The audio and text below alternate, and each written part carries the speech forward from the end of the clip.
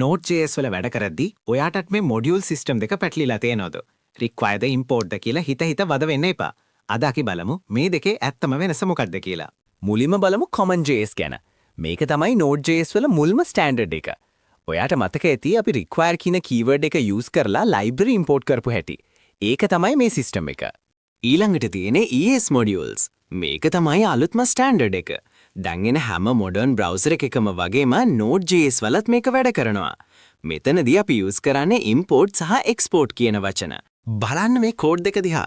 CommonJS වල require use කරද්දී ES modules වල අපි use කරන්නේ import කියන keyword එක.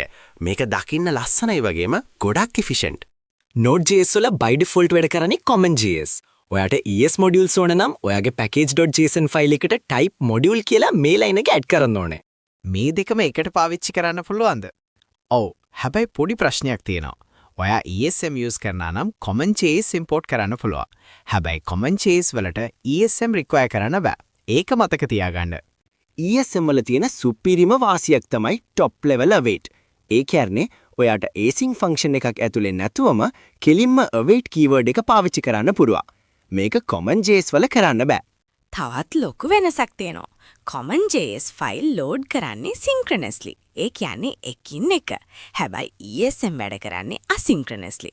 ඒක නිසා performance අතින් ESM ගොඩාක් ඉස්සරහින් ඉන්නවා. එතකොට ඔයා පාවිච්චි කරන්න ඕනේ මොකද්ද? ඔයා අලුත් project එකක් පටන් ගන්නවා නම් අනිවාර්යෙන්ම ESM use කරන්න. හැබැයි පරණ project එකක වැඩ කරනවා නම් CommonJS දිගටම පාවිච්චි කරන්න වෙනවා. කේතියෙන් කිව්වොත් ESM තමයි අනාගතය. ඔයාගේ project එකේ type module කියලා දාගන්න. එතකොට ඔයාට අලුත්ම features ඔක්කොම පාවිච්චි කරන්න පුළුවන්. ඉතින් මේ වීඩියෝ එක වටනවා කියලා හිතුණා නම් like එකක් දාලා ඔයාගේ යාළුවන්ටත් share කරන්න. තවත් මේ වගේ programming වීඩියෝ බලන්න අපිව follow කරන්න අමතක කරන්න එපා.